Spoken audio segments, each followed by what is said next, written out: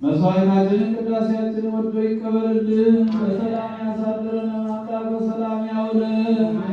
ሀገራችን ኢትዮጵያን ተዋህዶ እምነታችን ከፈተና ይጠብቅልን። መከራውን፣ ሞቱን፣ ግጭቱን፣ ረሃቡን፣ ጦርነቱን፣ ስደቱን ከህዝባችን ከዓለማችን ከሀገራችን ያስወግድልን። ሰላሙን፣ ፍቅሩን፣ መተሳሰቡን ይመልስልን። የክፉዎችን ልቡና ያስታክስልን። በጎቹን ሁሉ ያብዛልን። እጅግ ቤተክርስቲያን በገንዘባቸው በጉልበታቸው በእውቀታቸው በጸሎታቸው ጊዜ እያሰቡ የሚያገለግሉትን አገልጋዮቿን ካህናቱን፣ ዲያቆናቱን፣ ምዕመናኑን ወንዶችንም ሴቶችንም በሕይወተ ሥጋ በሕይወተ ነፍስ ይጠብቅልን። ከቤት ንብረታቸው ተፈናቅለው በሜዳ የወደቁትን በረሃብ በጭንቀት በጥም ያሉት አምላካችን እግዚአብሔር በቸርነቱ ወደ ሕይወታቸው ወደ ኑሯቸው ይመልስልን። ታመው በየሆስፒታሉ በየቤታቸው ሆነው ምሕረት የሚሹትን የምሕረት እጁን ዘርግቶ ይፈውስልን። ነፍሰ ታሪክን አባ ጳውሎስ በመንግሥቱ ያሳርፍልን። ጾማችንን ጾመ ድነት ጾመ በረከት ያድርግልን። ለዕርገቷ በሰላም ያድርሰን። ሰብረ ሱባኤያችን በሰላም ያስፈጽመን። አቡነ ዘበሰማያት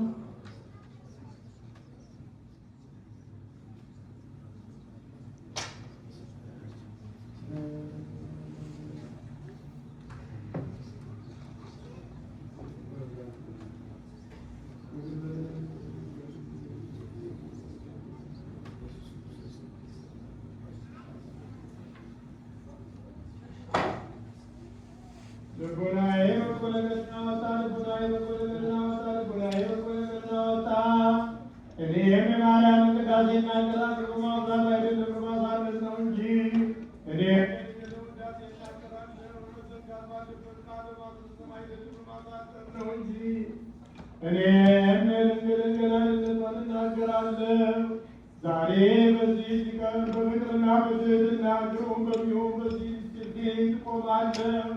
በዚህ ማዕድና ቁርባን ፊት ነፍሳቸውን ያለቀሱ ሰዎች ከእርሱ ሊቀምሱ የማይቻላቸው በእውነት ቁርባን ነው። በበግ በጊደርና በላም ደም እንደነበረው እንደ ቀደሙት አባቶች መስዋዕት አይደለም፣ ዛፍ ነው እንጂ ጠቃሚ ሆናቸውን ላቀኑ ሰዎች የሚያድን ዛፍ ነው። ስሙ ለፊቶች ሁላ መሰጆች ሰዎች ባላሽ ዛፍ ነው።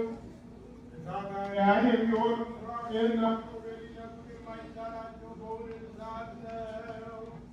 ማርያም ሆይ ስለዚህ እንወድሻለን፣ እናደርግሻለን። እውነተኛ የጽድቅ መብልንና እውነተኛ የሆን ምስክር ወልደሽልናልና የሐዋርያት ተከታዮች የሆናችሁ በአንድሮት የተሾማችሁ አባቶች ሆይ እግዚአብሔር ዘንድ ለእኛ የምታማልዱ እናንተ ተቀብለናችኋል እኮን።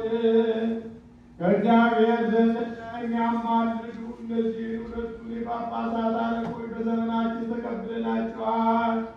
የታላቂቱን አገር የኢትዮጵያን አባ ማትያስ በአባቶቻችንና አገር ከተማ ላይ ክቡር የሚሆን ብፁዕ አባ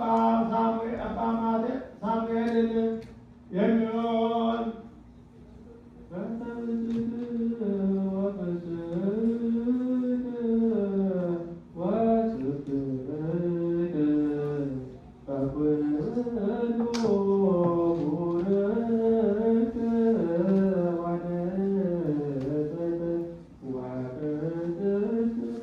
Good.